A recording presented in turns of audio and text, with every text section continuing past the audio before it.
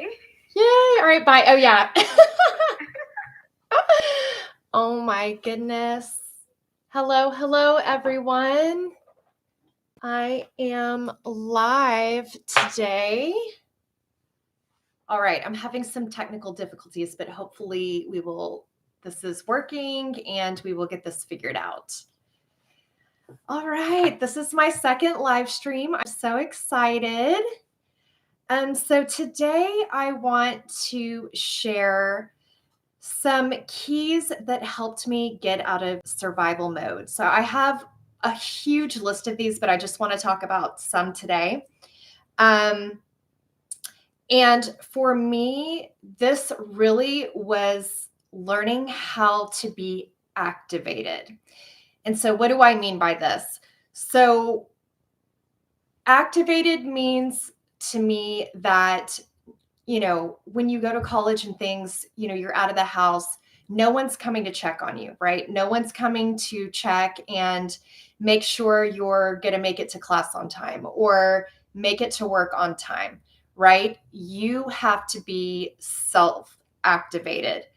And essentially, you've got to do it on your own. And I know at different points in my life, I have struggled with this.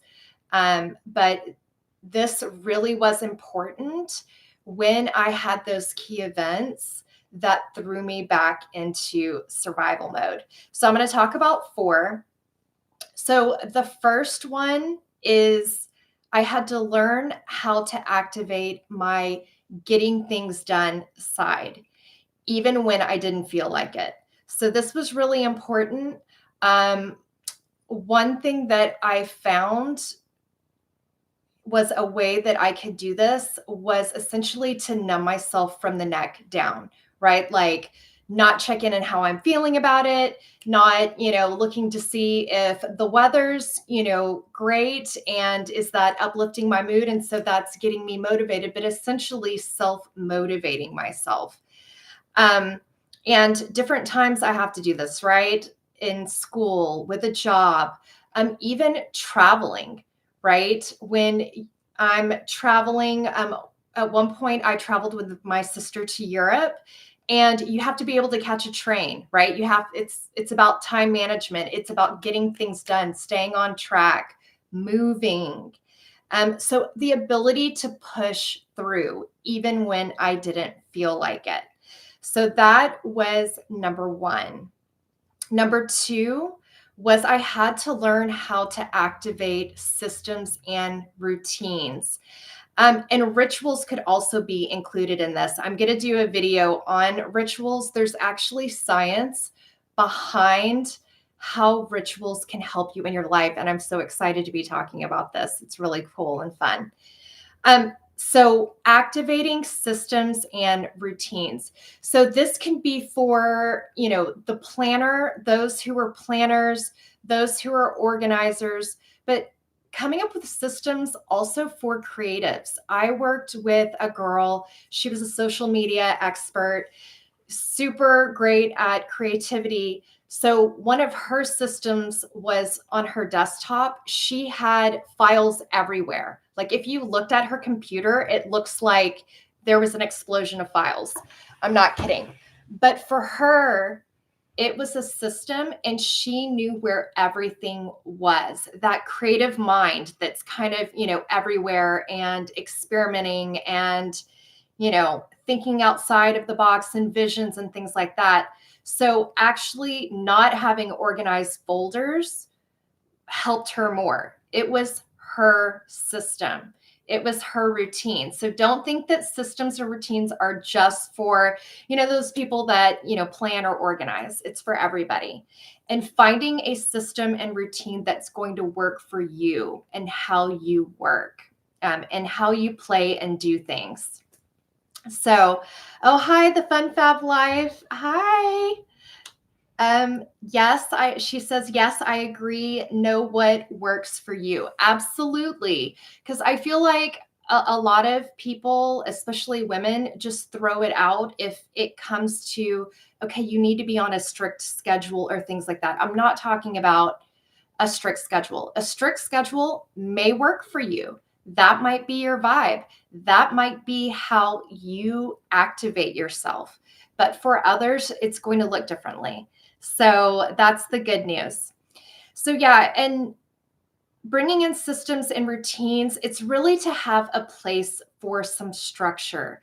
So then if you have, I found if I had that structure and just kind of the what do you call it, the scaffolding almost, when someone's building something, if you have the basic scaffolding, or then you have room to have flow within that structure.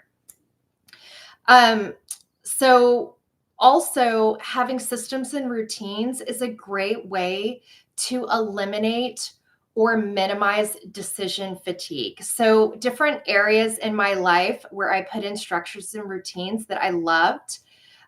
One was self-care.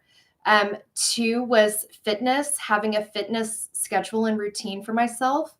Having a system for getting things organized, or just keeping up with a home, right? Or an apartment. Mina Irfan calls this life holding activities. And I love that. I've actually adopted it and brought it into our home. So having life holding activities, systems, and routines around that. Meal planning, wardrobe. One of the things I loved is I love Jennifer L. Scott's 10-item wardrobe. This was more of a feminine way that helped me minimize the number of options of clothes that I had, and making sure that I had pieces that go together, right? So you've heard of Steve Jobs, where he has that the uniform, the black turtleneck with the jeans, and essentially he wore that every day. So that was his way to create a system and a routine to eliminate or minimize decision fatigue. And I feel like this is so important, ladies, for us as women to find fun ways to also bring these kinds of systems into our life, but in a way that's going to work for us. So it's the 10-item wardrobe is my Steve Jobs version of having a system. So those are just some examples. So that's number 2. Number 3 is I had to learn how to activate healthy boundaries in survival mode. So learning how to say no. This could be me learning how to say a direct no, and just, no, that doesn't work for me, but with a smile, right? But firm. I'm not going to move, and no, that doesn't work for me. Or no, I can't do that right now. So yeah, different versions of learning how to say no that this looked like for me was saying it directly, learning how to say a gracious no, and also learning scripts. So as a child, I was actually very quiet. I am more of an introvert / ambivert. And so a lot of times I would go along with what other people were doing, right? I was kind of the go with the flow girl. If someone had an idea, I'm like, sure, let's do it, or let's go do this. And I'm like, yeah, that sounds good. So this can help us, being adaptable can help us in life. There is a reason for this, and I'm going to talk about it in just a minute. But this can also get us in trouble. And when I was in survival mode, not activating my healthy boundaries and not activating the ability that if I was not able to do something, being able to say no, this could catch up with me. And a lot of times it wasn't even other people's fault. It's just, I wanted to help out, right? But this was very important that I had to learn how to activate healthy boundaries in order to get myself to a better place. And I'll actually link a playlist. I have several videos on healthy boundaries, and I have different levels that I went through that I learned. So that might be interesting to you if that's calling to you. So yes. So we are, like I said, we are more adaptable as women. We are getting pumped with more estrogen compared to men. And this is just something to keep in mind. And this is in general. Um, so, because we are getting pumped with more estrogen, that is the connecting hormone and chemical, right? From a biology standpoint. So, as we are, you know, getting initiated to connect with people, that allows us to be more susceptible to being more adaptable. And we have a strong desire for validation. Um, they also call this to please and appease. So, keeping this in mind when you are putting and activating healthy boundaries. So, number 4, I had to learn how to activate my voice. And this kind of ties in with the healthy boundaries. Um, and when I started doing this, guys, really started working on it, I was in a relationship, and it was kind of funny because, to be honest, it was messy and I was so wobbly at it because I was not used to using my voice. Like I said, I was more of the go with the flow girl. Um, I was the one that wanted to help out. I was the one, hey, yeah, let's go try something. So when I started using this and experimenting with it, I started in my relationship. And my husband, I remember he paused one time when I came back with a no, and he said, you're being more assertive. And I was like, well, I'm trying to learn how to do this because I'm out of, I don't have a lot of practice with it. So it was kind of funny to watch me go through that. But yeah, guys, I was so messy and wobbly when I started to use my voice and starting to, share what worked for me and what didn't work for me, or what I was interested in, or what I was no longer interested in, or what I was available for, or what I was no longer available for. So all of these were very important in getting that activation. So let's see what you guys are saying. So the Fun Fab Life says, exactly, this is run. Yeah, this will run your life, the operation side. Absolutely. When that gets in overdrive, especially as women, we can burn out. Helps me create space for more creative or change your life activities. Yes. I'm a go with the flow type person too. Okay, so you feel me. You know what I'm talking about. And that can be a great quality.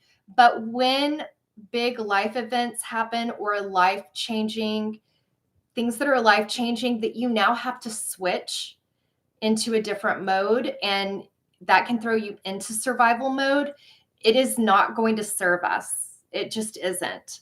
At least that's what I found for me. So let me see. I have just a couple notes, so I want to make sure I don't miss anything. Let's see.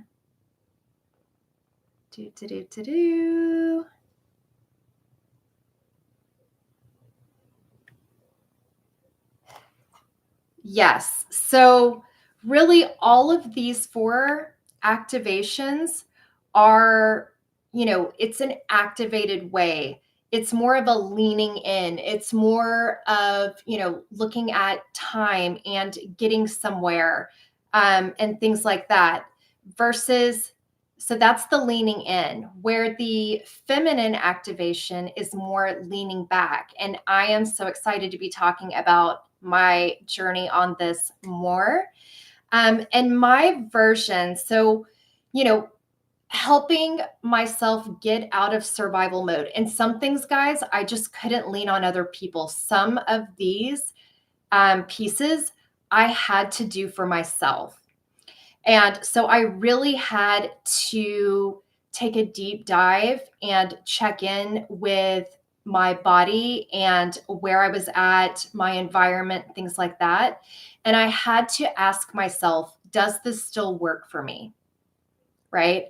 And some of the stuff I couldn't, go to my husband or my friends because I was becoming a different person, or I needed different things at this new level.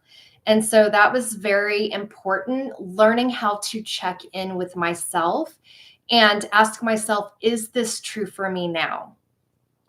So yeah, so the activated way is leaning in, the feminine activation is leaning back. So my version of feminine energy, and because we're going to be, so yeah, so let me go back to the point I was trying to make.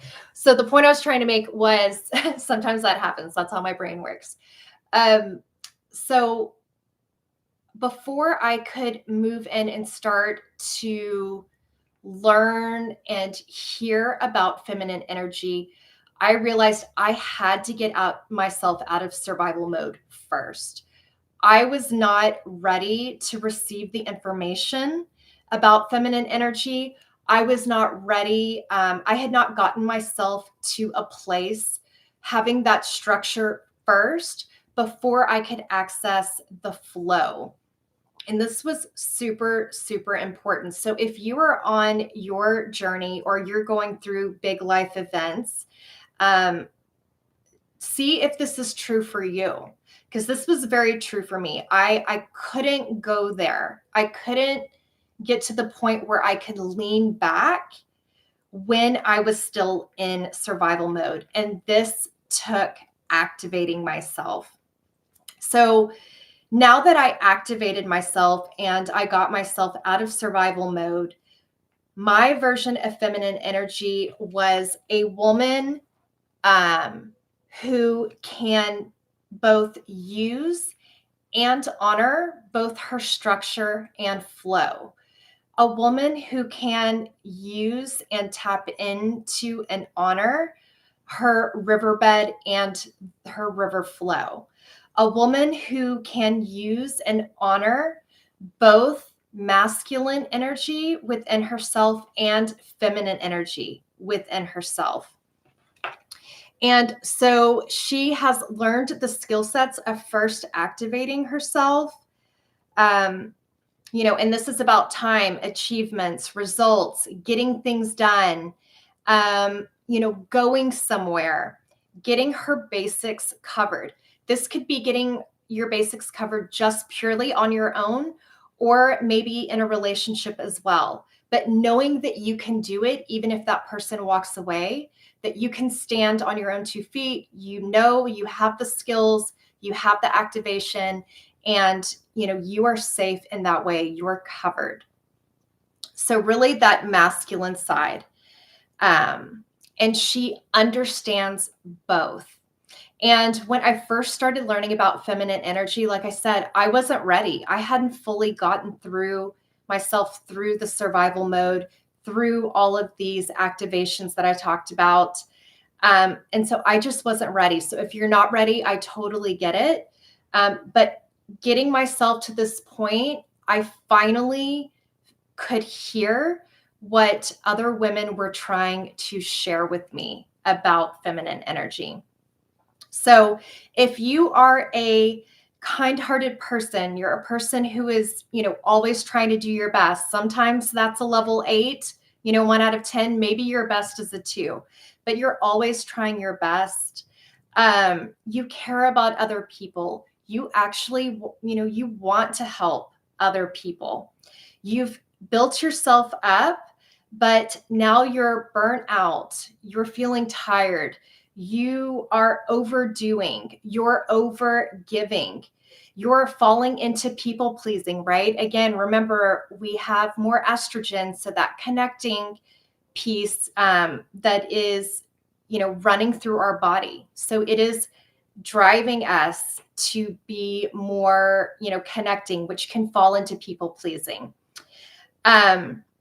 So if you are all of these things and you're going through the burnout and you're now ready to look at different ways of being and different ways of doing things, I am so excited, and the fun is now about to begin.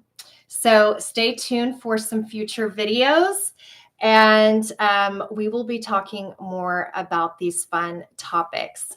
So let's see. All right. And happy Friday, everyone. So, I need to practice activating my voice, especially with my family. This is a big one because I feel like as women, we do have that, um, you know, tendency for wanting to help others. And ladies, at the end of the day, we do seek out validation. That is how we are naturally wired. Of course, there's going to be variations, but what does this look like? This looks like wanting to, like they call please and appease. You want to be helpful, you want to support your family. It's kind of that mother energy as well, being nurturing. Making magic happen when it seems like, problems are popping up all over the place. How can you still make magic happen? I feel like so many of us are, you know, sometimes overdoing and overgiving, trying to make that happen.